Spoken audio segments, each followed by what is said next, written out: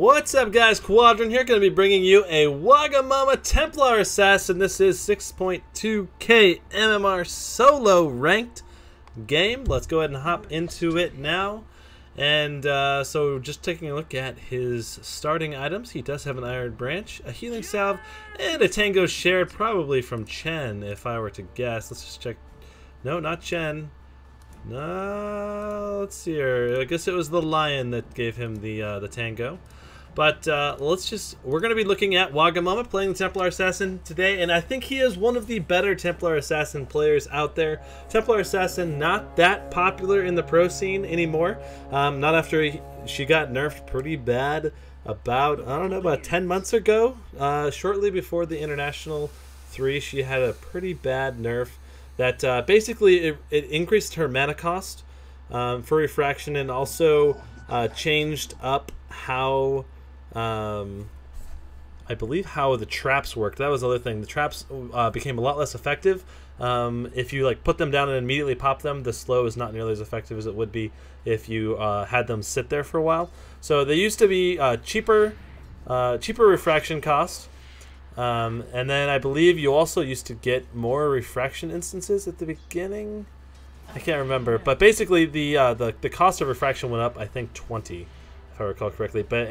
So basically ever since then, the Templar Assassin started getting picked up a lot less in the pro scene, because she used to get picked up like in every really high pick and ban rate. And now she only gets kind of picked up as a hard counter to certain mids, such as Invoker. I don't know if she's necessarily counted as a hard counter to Invoker, but I did notice that Waga did pick the TA right after seeing that the Invoker got picked up. So he basically kind of counter-picked the Invoker. Wow, he's really active about popping that salve. It seems a little bit early to me, because he only had like 150 damage on him. No, probably closer to 200 and some damage. But still, wasted a lot of what the salve could have done for him. But I suppose he just wants to make sure that he can constantly be getting last hits, and he probably felt unsafe if he went back into the lane with his HP roughly at about half. Even though he did waste a little bit of what that salve could have healed him for, I'm pretty sure he was just all he really wants to do is make sure he gets as many last hits as possible at this point. He doesn't want to fall behind at all. Let me go ahead and pull up the last hits so we can see that, and you can see that he is destroying this Invoker right now. He is 10 and 4, and the Invoker is 5 and 1, and this is a Quas Wex Invoker, so that means that he does not have the bonus damage coming out from Exhort, which is a really big deal, actually, because if he did have that bonus damage, he'd be able to at least comparably last hit with the Templar Assassin with Refraction. At least at level 1, he would be able to at least somewhat compare to it, because he would have roughly, what, 60-something damage with the Exhort. But at this point, it's no good. It looks like Nyx picks up his Invis rune, so Waga with nothing needs that bottle. So instead, you'll notice that since he did not get the rune, he immediately summoned the Courier. I think if this was a pro game, not a pub game, he would have already summoned the Courier. If there was any question about him getting the rune or not getting the rune, he would already have the Courier on the way. And I think he did get the boots on the Courier. So he's kind of doing a 2-for-1 Courier trip there, which is pretty smart. Yeah, he's still gonna get that last hit, and just notice his last hits, 16 and 5. He's really showcasing some really good last hitting, even outlast hitting the carries in the respective lanes pretty significantly. Well, I suppose the thing about the side lanes is that it takes longer for the creeps to get there, so oftentimes mids will have a whole creep's worth of last hits in terms of just potential last hits that they could have, more so above the side lanes. So that's something to keep in mind. He's getting his bottle in. He's got a nice support giving him the Flying Courier right at the 3-minute mark, so he gets his bottle back a little bit faster. And bottle crowing is exceedingly important on Templar Assassin, more so than a lot of heroes. For example, bottle crowing is not as big a deal on Invoker, simply because Invoker doesn't rely on being able to spam a single spell to do damage as well as survivability like the TA. TA is relying upon Refraction to constantly be getting that mana from the bottle to use the reflection, which gives him the HP or the ability to withstand several hits because the reflection absorbs damage, as well as giving him that bonus damage for outlast hitting your opponent, such as against especially a Quaswex Invoker, which doesn't really hit that hard. So really, when you have that refraction up, it's pretty insane. And it looks like he's going to be bottle crowing again. Notice how he did call in the courier the moment he saw that he did not get the rune. He went ahead and started calling the courier. And so what I was saying was, like, for example, on Invoker, you don't usually need it nearly as much.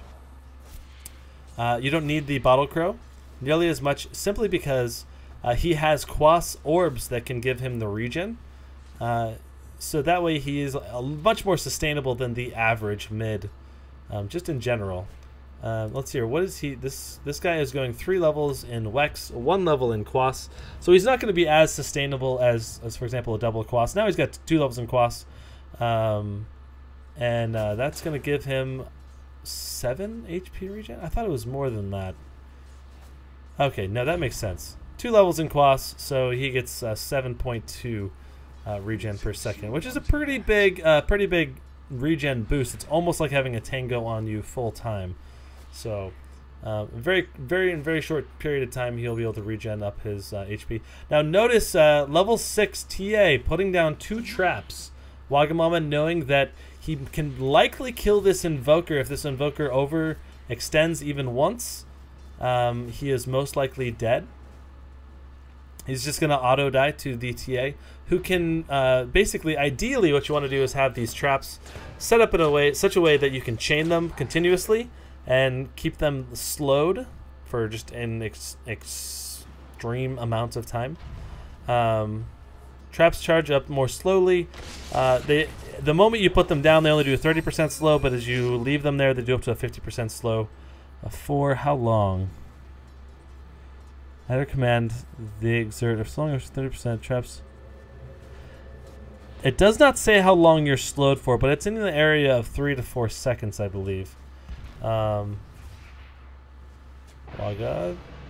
not doing his attacks. It was a very nice prediction actually coming out from Waga on the Nyx Assassin Spike Carapace and not attacking.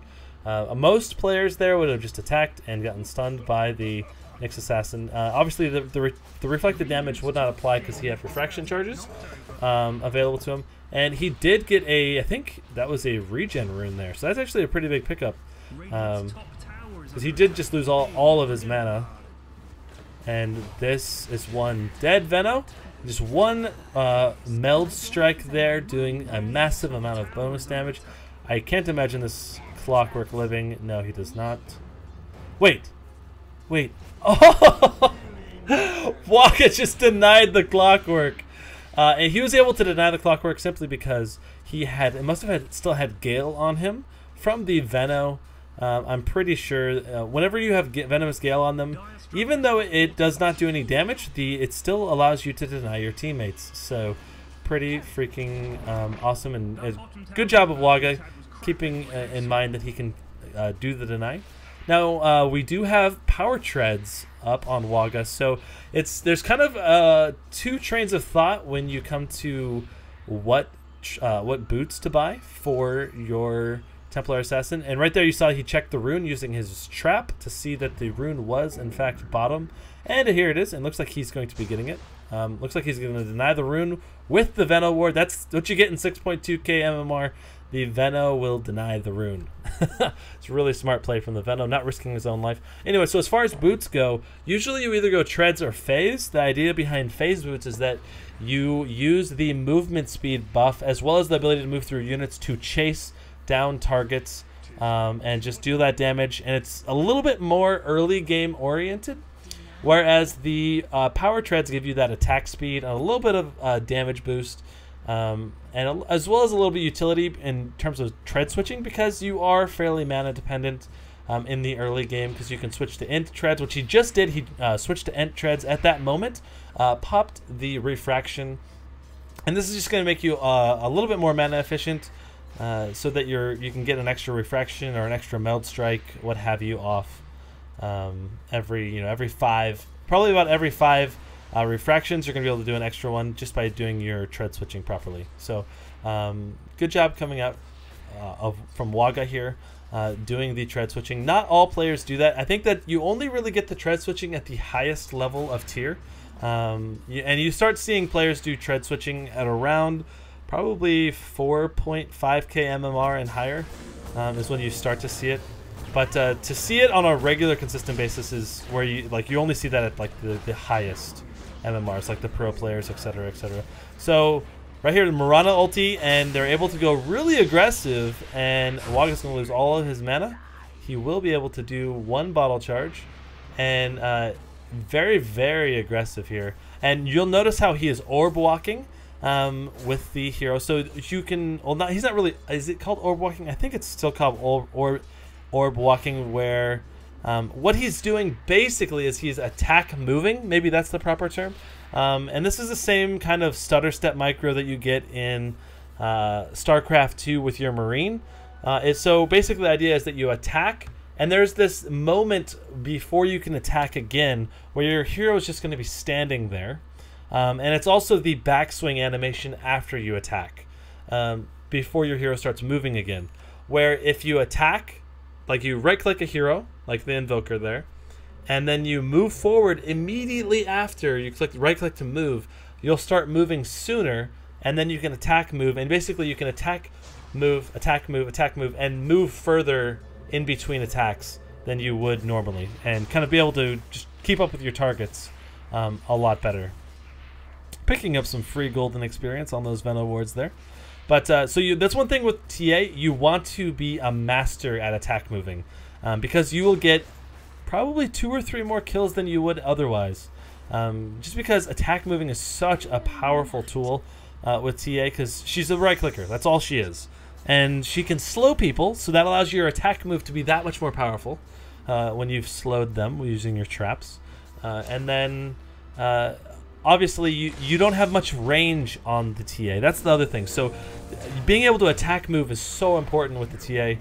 And right there, you'll notice he did not go to the right. He tried to go straight up towards the wall just to try to get within experience and gold range from the kill. But I don't think he was able to. So it was a good try there by him. But so like I'm saying, attack moving is super important on TA, and Waga is a master of attack move. So if you want to learn how to attack move, watch Waga, and look at his trap placements too. He puts them in places where it's extremely likely he's going to need to be slowing people. Putting him over key pathways that he'll be doing chases over, etc., etc. And I think he's just going to go straight for the tower kill, kiting away from the creeps there so that they don't pop his refraction charges as quickly, and gets the tower kill.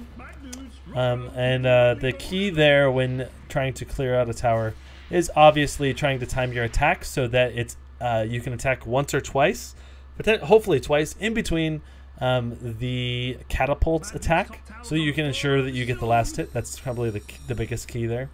Now this Invis rune should be a kill. You'll notice what he does is he pops Refraction and then he goes into Invis.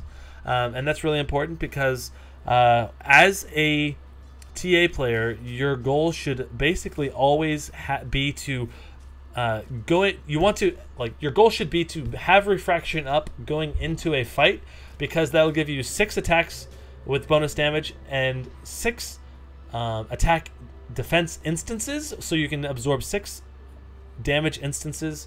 And then when your, I think it's 17-second duration is up, then in the middle of the fight you can pop a second Refraction and do 6 more damage and absorption instances. So it's really, really important, if you can, to pop your Refraction ahead of time before a fight. So you'll see Waga over and over again here, without a doubt, popping his Refraction early every single time going into these fights, so that hopefully he can get a second Refraction off in the middle of the fight. And oftentimes this is how you can turn around plays you'll see with TA, where TA is just about to die, right? He has like 100 HP left, he's got 2 or 3 people attacking him, and all of a sudden he pops Refraction again, because it's now off cooldown, and then he pops a Meld strike, and suddenly he's murdered somebody. And then he's right-clicking the last two people down, and the Veno Ward's denying the DD Runa again. Poor Waga, he's just getting totally fucked over by these Veno Wards over and over again, and that's okay. It's just good play coming out from the Venomancer. And let's look at this Nyx. The Nyx has the Dagon attachment, the Marana, and good job by Waga anticipating. Wow, Waga anticipating the Spike Carapace, not attacking because that would have been a stun on him, and then also anticipating the Venomous Gale, backing up just in time to dodge the Gale. The other team did not have invis detection, so it was a great play coming out from the Veno to put a Gale right there. But the Waga countering the great play by backing up ahead of time preemptively and dodging that Gale. So just seriously, that's really impressive play, like the countering of the counterplay, and that's what makes Waga a 6.2k have a 6.2k MMR, because he makes plays like that. Because if he had been hit by Gale there, I think he might have gone down, maybe, because the Nyx, the Veno, and the Invoker were all there. I don't know. I don't know if he would have gone down there, but it would have been close. Looks like there's a little bit of action going on mid. I'm going to go ahead and just hop on over here. Clink's rotating around, and Clink's does have Orchid done. This is a fairly fast Orchid. It was probably done around the 14-minute mark. He already has boots and a Bassi ring. It looks like he's hunting for Chen right now, and just checking. I do want to focus on Waga his game, but let's see if this Clinks can translate this into a kill. And it looks like they do have detection, and it looks like the Clinks is getting totally screwed over. Going back to perspective here on the TA. Again, using that trap to slow. Now watch the attack move over and over again. Now this is a perfect example why phase boots is amazing on TA. Just all these creeps blocking up Waga, preventing him from getting the like 1 or 2 extra attacks in on the Invoker than he would have had. And that's the other thing about the phase boots, is that when you're doing that attack moving, having the phase boots is amazing, because you can move so much further in between attacks with the phase bonus move speed. So pretty big. Looks like the Chen is just blocking everybody. Blocking the TA, blocking the hook coming out from the Clockwork, and this looks like this guy is the Nyx going down. And a good job coming out from the Clockwork there, just walking up to him and cogging him in. Waga picking up. He did not get the tower kill, actually. The creeps did get the tower kill there, so a little bit of a mistake coming up from Waga there. And it looks like Waga is going treads into drums. Interesting. So this is kind of the incremental advantage TA build, is the way I would call it. He's not going straight for a big damage item, such as like a Daedalus. He's not going for a Blink, which is a very snowball-oriented item build, and he's not going for he's not going straight for a Daedalus, which is the glass cannon build. And the Chen sniping off the kill. Great stomp there coming up from the Centaur, and Lion zapping the puck. And the Waga actually doing some throughput damage on the creep there. Completely out of mana now. I don't know if he's going to wait. How did he have enough mana? Oh, from magic. He used his magic stick to get enough mana to use his refraction. And then it looks like, did someone...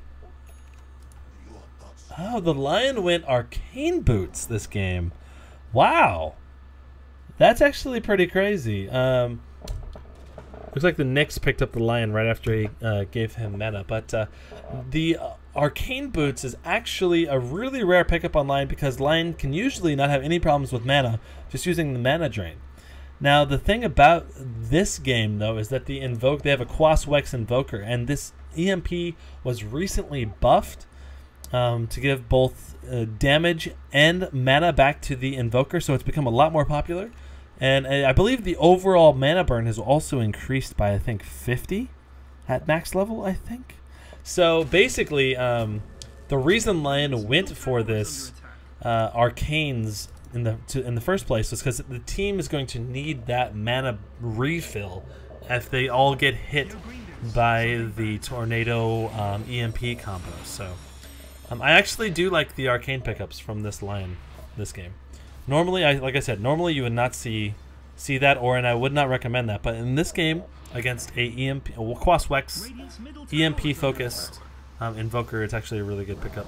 And Waga, not realizing that the Nyx is there, is trying to be a little too aggressive, I think.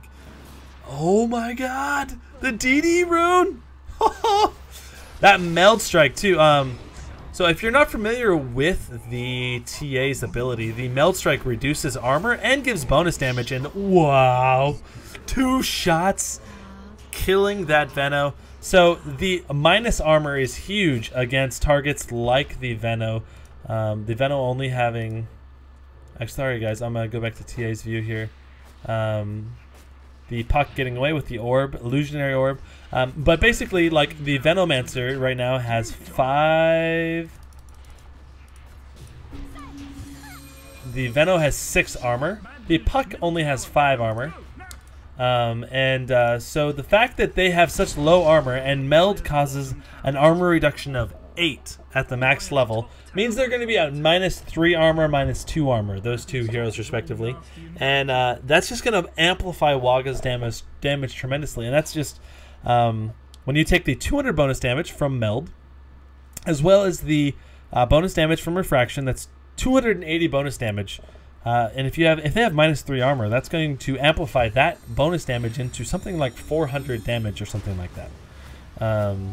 Maybe 280. Yeah, look at that. Jesus. He didn't even have a DD rune there, and he killed the Veno in 3 hits, almost 2-shotting him. Really, really close. And nice arrow from the Marana. And the haste rune, you can really take advantage of orb blocking, attack move skill there. We're using the haste rune. You can just basically, they can't run away from you. And then he's using that Meld Strike on the catapult to ensure he one-shots it for the last hit. You can also use that Meld Strike when you're trying to mow down an entire creep wave. Just Meld Strike the front creep, and you can sometimes just one-shot the entire creep wave, especially if you have crit. It's probably going to stun him up here, and 1, 2, 3, bam! And you can do the Psyblade attack through on those Veno wards, so that's actually something that's you will see really, really good players utilize the Psyblades in ways you don't expect. So, like for example, one time I saw a Broodmother go down just by attacking a creep wave. Like the guy angled, I think it was it Ferrari 430? I think it was Ferrari 430 that did it, and he basically angled his attacks along the creep wave to pick up a Broodmother. It was one of the most insane uses of Sideblades I've ever seen. So just talking about Templar Wagamama's item pickup here. So his item progression has been through Power Treads to Drums to the Sanj and Yasha. This is going to give him move speed and attack speed and the Drums of Endurance. So this is kind of a mix of a race car build plus right-click dominance build. So normally you would see this kind of build coming out with a phase boost just to amplify the move speed bonus you get from Drums is 5%. And then also the Sanj and Yasha gives 16% move speed. So you combine that with the phase and you're almost hasted, right? Whenever you use the phase. So that's why the phase boots are potentially really good. Plus the phase 24 plus damage stacks really well with Meld, the minus armor coming out from Meld. And they're trying to run away from the EMP, and they managed to all get away from the EMP. So kind of a fail EMP from the Invoker. And Waga denying up some creeps. That's one thing you'll see too. It makes a big difference from the low level to mid. You'll see low mid players very rarely doing denies, and high level players constantly doing denies almost throughout the game, unless they're trying to push in. But in this kind of situation, you know, 1 or 2 creeps at like 10% HP are going to do like absolutely nothing. And this puck definitely overextending. I think the puck's going to be okay. No, he's not. Great cogs coming out from the clockwork. I think the only way that puck would have been okay is if he had blinked away. But I don't know, does puck have blink? Puck does have blink. I don't know. Oh, you know what? I think he had blinked forward, anticipating that he was going to be able to get back just fine, and he was not able to. Clanks does not have a creep. Ultied right now, and wow, he almost one-shotted that Nyx, and Nyx goes down to the Lion ulti. The Lion has the Ghost Scepter, he pops the Ghost Scepter, and gets sent home by Chen. So good plays coming out from the supports on this Radiant team, and I don't think that there's much Dire can do at this point. Even though the Clinks did get a good timing on the Orchid, you saw that first gank he tried to pull off on the Chen, and it just did not go well. And I think that came down to Clinks just not having the map awareness he needed for... I'm going to the free camera perspective now. Like, he should have realized that the Mirana, the TA, was off the map, and he should not have gone on the Chen, even though Chen will look like he was by himself. He really, really was not even close to by himself. So just taking a look at the item progressions, Magoma going with the Manta style. I really want to see someone pick up a Desolator. When TA picks up a Desolator, it's insane because you have -8 from the Meld and then -7 from the Deso. That's a -15 armor? Really? That much minus armor just from one item pickup. -15 armor is insane. It'll amplify the damage so much. So that's why a Desolator is so good on the TA. So going back to the player perspective, well, let's just check the different item builds we got. So Mirana, looks like Mirana's going to be going that Desolator next, maybe. Necronomicon 3 on the Chen, Clockwork, finishing up the eggs, Lion, Blink, Ghost Scepter, Arcanes with some Observers, Clinks, Orchid, and whoop, I missed a kill. I'm really sorry, guys. I'm just checking everyone's items. So let's finish checking everyone's items. Puck now with the Blink and Yules. These are actually some really good survivability items for the Puck, but I don't think it's going to make any difference because they don't have the damage needed to take down like Waga with such high HP. And Puck was actually the one that got picked off, which is pretty insane. Wow. Oh, wow. The Vendetta dodge coming out for the Nyx there. And they're just not going to be able to stop this. They're on a roll right here. Veno with nothing, Nyx with basically nothing. Nyx with just Arcanes is all. So I think that's GG right there. I don't think that Dire's going to have any chance at stopping them at this point. And the Daedalus plus Meld. And that strike, if you crit, he's going to be one-shotting, I think, just about anybody in the game. Everybody probably but an Invoker, most likely. So, pretty awesome. TA is just a really snowball hero. If you give him an inch, he'll take a mile. At least with a really good player. And, wow, the Waga just saying, hey, screw it, I'm going to dive. And, oh, there's the one shot I was talking about. Critted the Veno for 900. And just fountain diving there. Really good play coming out from Waga. And I got to commend him. Like, he's got his mechanics down so well for TA. I think, like I said, I think he's one of the really top-tier TA players out there. Really knowing how to orb walk, utilize the traps properly to not just get vision, but also to slow down the enemies. And constantly pursue and chase down enemies really, really well. So he went 10, 0, and 10, 703 gold per minute, and most of that was just farming heroes, not so much even farming last hits. And obviously had some pretty good support, but at the same time, the other team actually had some pretty good support too. But I just really, really good play coming out from Waga, and you know, some of his counter plays, especially dodging that venomous gale and all that stuff. So. Anyway, guys, that's it. I hope you enjoyed it. The Wagamama Templar Assassin gameplay commentary. And please feel free to visit some of the other videos. I did have a Wagamama Necrophos game. So if you're interested in checking out another Wagamama game, you can go ahead and click that. And I'll add an annotation for that game in the video probably like right in the middle if you want to click on that. And don't forget to subscribe, like me on Facebook, and follow me on Twitch. I do have the links in the video description down below. And Quadron signing out. I will see you guys soon. Peace out.